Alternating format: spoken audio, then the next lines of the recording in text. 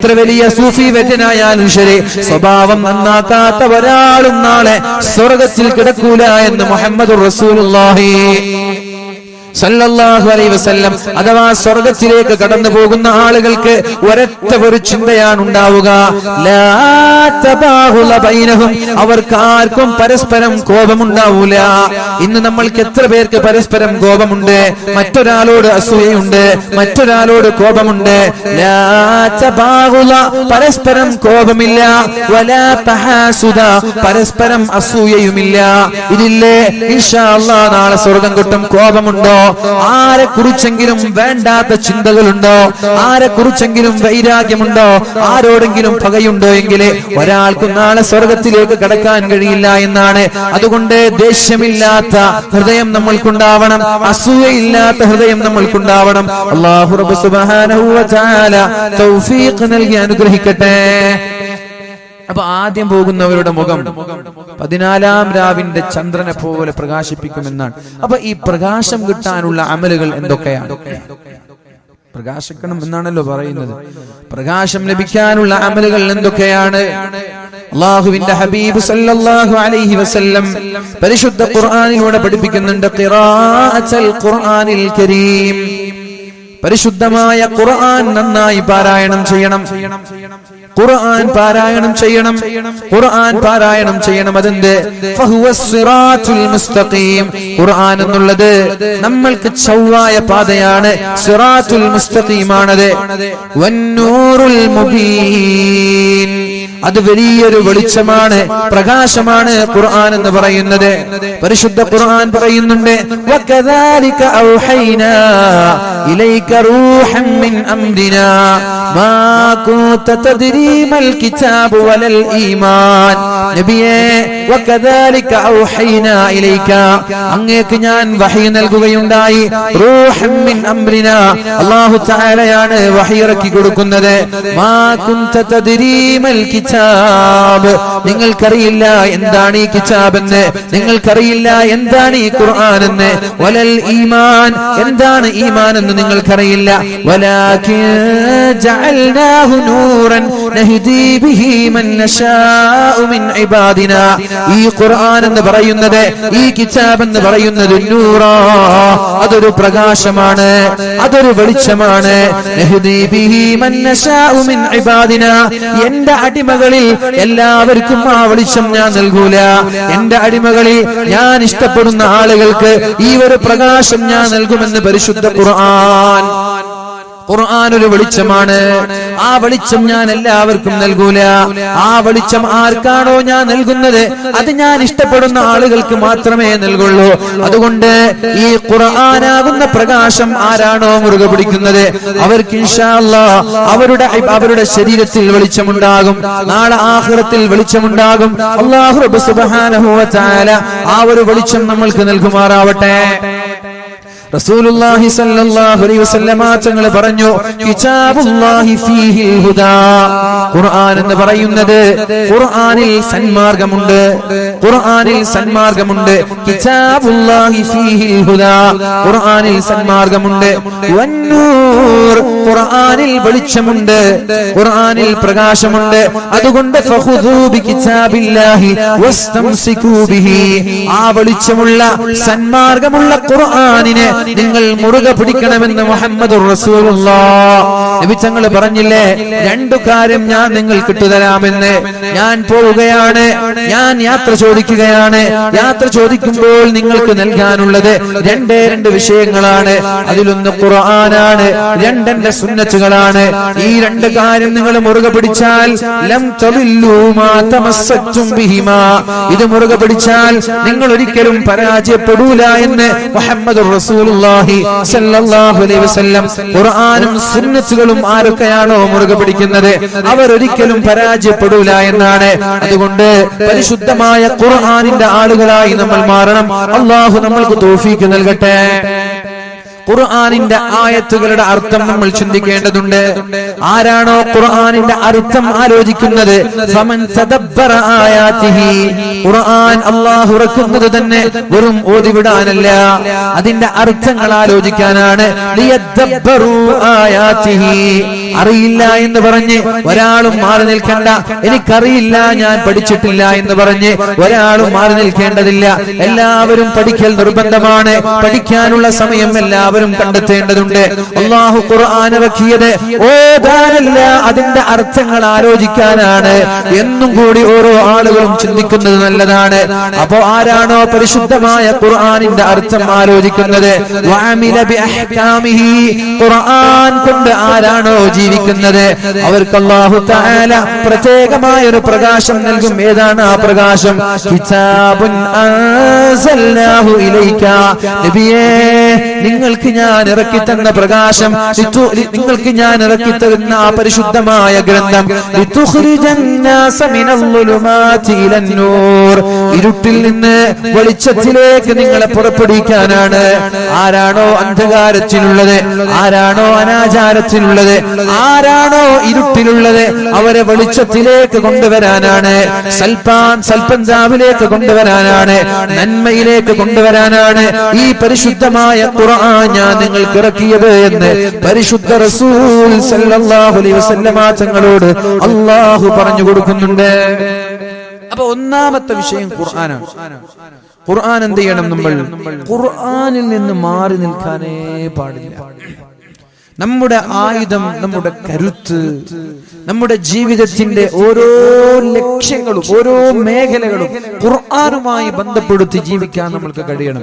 രോഗമുണ്ടോ? ഇൻഷാ അല്ലാഹ് ഖുർആൻ ഓതി ഞാനൊന്ന് ദുആ ചെയ്യട്ടെ. കടമുണ്ടോ? ഖുർആൻ ഓതി ഞാൻ ദുആ ചെയ്യട്ടെ.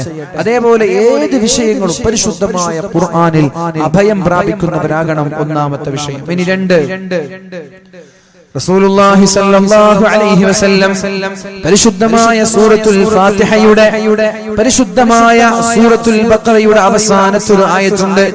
ഏതായത്? ഹദ്ദാദ് ചൊല്ലുന്ന ആളുകൾക്കൊക്കെ അറിയാം. ഏതായത്? സൂറത്തുൽ ബഖറയുടെ അവസാനത്തെ ആയത്ത് ഏതാണ്?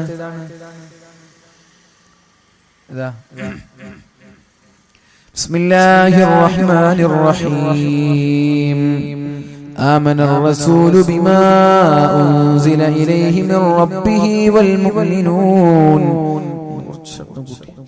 آمن الرسول بما أنزل إليه من ربه والمؤمنون كل آمن بالله وملائكته وكتبه ورسله لا نفرق بين أحد من رسله وقالوا سمعنا وأطعنا غفرانك ربنا وإليك المصير لا يكلف الله نفسا إلا وسعها لها ما كسبت وعليها ما اكتسبت ربنا ولا تحملنا ما ചില ആളുകൾ സൈക്കിളിൽ പോകും. അങ്ങനെ ഓരോ ആളുകൾ ഓരോ സ്റ്റൈലിലാണ് പോവുക. ഏതായാലും ഒരു വെറൈറ്റി എല്ലാവരും എടുത്തു. പുതിയാപ്പിള പോകുമ്പോൾ പടക്കം പൊട്ടിക്കും ചില ആളുകൾ ബൈത്ത് പാടും, ചില ആളുകൾ നല്ല ഡാൻസ് ചെയ്യും, ചില ആളുകൾ നല്ല മൗലീദും സ്വലാത്തും ഒക്കെ ആയിട്ട് പോകും. അപ്പൊ എന്തായാലും ഒരു ജഗബോഗായിട്ട് എല്ലാവരും പുതിയാപ്പിള പോകും, അല്ലെ? അപ്പൊ അതേപോലെയാണ് പരിശുദ്ധമായ രണ്ട് സൂറത്ത് ഇറങ്ങിയത്. ഒന്ന് ജഗബോഗായിട്ടുണ്ടാവും. അല്ലാഹുവിന്റെ ഹബീബായ റസൂലുള്ളാഹി സ്വല്ലല്ലാഹു അലൈഹി വസല്ലം നബി തങ്ങളുടെ കൂടെ മഹാനായ ജിബ്രീൽ അലൈഹിസ്സലാം ഉണ്ട്. ബൈനമാ ജിബ്രീലു ഖായിദുൻ ഇൻദ നബി സ്വല്ലല്ലാഹു അലൈഹി വസല്ലം, അല്ലാഹുവിന്റെ ഹബീബിന്റെ അടുത്ത് ജിബ്രീൽ അലൈഹിസ്സലാം ഉണ്ട്. ആ സമയത്ത് സമിഅ സൗതൻ മിൻ ഫൗഖിഹി, മുകൾ ഭാഗത്ത് നിന്നൊരു ശബ്ദം കേൾക്കാനിടയായി. വലിയൊരു ശബ്ദം. അല്ലാഹുവിന്റെ ഹബീബ് ചോദിച്ചു, ആകാശങ്ങളിലേക്ക് തല ഉയർത്തുകയുണ്ടായി, എന്താണ് ആ ശബ്ദമെന്ന് കേൾക്കാൻ വേണ്ടി. അപ്പോഴാണ് മഹാനായ ജിബ്രീൽ അലൈഹിസ്സലാം പറഞ്ഞത്, ഹാദാ ബാബും മിനസ് സമാഇ ഫുതിഹൽ യൗം, നബിയേ അത് സ്വർഗ്ഗത്തിന്റെ ഒരു വാതിൽ തുറന്നതാണ് നബിയേ, സ്വർഗ്ഗത്തിന്റെ ഒരു കവാടം തുറന്നതാണ് നബിയേ. അത് ലം യുഫ്തഹ ഖത്തു ഇല്ലൽ യൗം, ഇന്നല്ലാതെ ഇന്നേ വരെ ആ വാതിൽ തുറന്നിട്ടില്ല, ഇനി അത് തുറക്കുകയുമില്ല. ഇന്നല്ലാതെ ഇനി ആ വാതിൽ തുറന്നിട്ടില്ല, ഇനി തുറക്കുകയുമില്ല. അത്രത്തോളം എന്തോ ഒരു ഗൗരവമുള്ള വിഷയം ഇവിടെ നടക്കാൻ പോവുകയാണ്.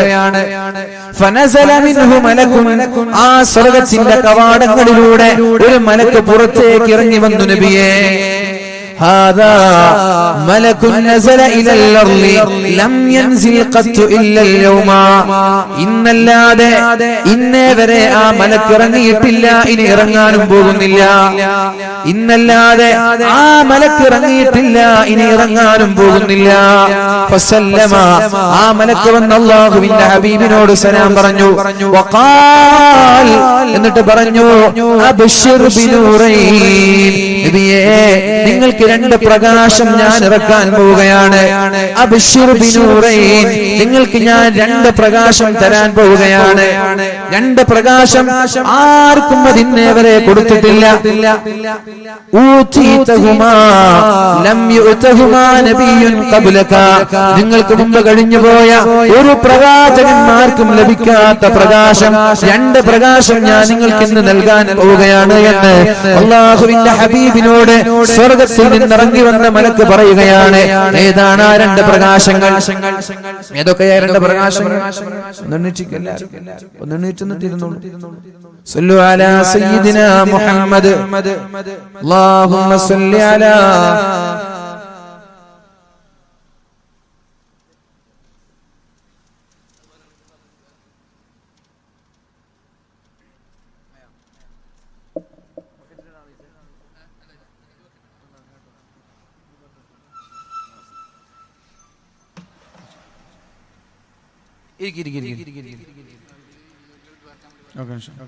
രണ്ട് പ്രകാശമാണ് അല്ലാഹു ഇറക്കാൻ പോകുന്നത്. ആ രണ്ട് പ്രകാശങ്ങൾ ഏതൊക്കെയാണ്? ഒന്ന് ഫാത്തിഹത്തുൽ കിതാബ്, പരിശുദ്ധമായ ഫാത്തിഹ ഇറക്കിയത് പുതിയാപ്പിള ഇറക്കുന്നത് പോലെയാണ്. ഫാത്തിഹത്തുൽ കിതാബ്, അല്ലാഹു തആല ആകാശങ്ങളിൽ നിന്ന് ഫാത്തിഹ ഇറക്കിയത് ഒരു പുതിയാപ്പിള ഇറക്കുന്നത് പോലെ വളരെ ഗൗരവത്തോടെയാണ്. അന്ന് ഷൂസ് ഇട്ട് കൊടുക്കാൻ ആളുകൾ ഉണ്ടാകും. ഷൂട്ട് കൊടുക്കൂലേ? പുതിയാപ്പിളക്ക് ഷൂട്ട് കൊടുക്കും, ട്രൗസർ കിട്ടും. ഇന്നവരെ ഒരു കുഞ്ഞു മോന് ഷൂട്ട് കൊടുക്കൂല, പാന്റ് ഇട്ട് കൊടുക്കൂല, ടൈ ഇട്ട് കൊടുക്കൂല, ഒന്നും പൗഡർ ഇട്ട് കൊടുക്കൂല. എന്നാ പുതിയാപ്പിളായാലോ മാഷാ അല്ലാഹ്, ചങ്ങാതിമാരൊക്കെ ഇവരൊന്നും പറയണ്ട. അരമണിക്കൂർ പൗഡറും ക്രീമും ജെല്ലും പിന്നെ ഏലം മിനുക്കൽ, അരമണിക്കൂർ തന്നെ പണി. എല്ലാരും എല്ലാം ഷൂവിന്റെ വള്ളിയർ കിട്ടും അല്ലേ? അതാ കാരണം. എന്താ? ഇനിയാള് പുതിയാപ്പിളാവാൻ പോകുന്നില്ല, ഇനി മുമ്പായിട്ടില്ല. അതന്നെ കാരണം. ചില ആളുകൾ പുതിയാപ്പിളാവും, പക്ഷെ ഇത്ര ഒരു കെങ്കേമായിട്ടാവും, രഹസ്യമായിട്ടൊക്കെ ആവും. അതുകൊണ്ടാണത്.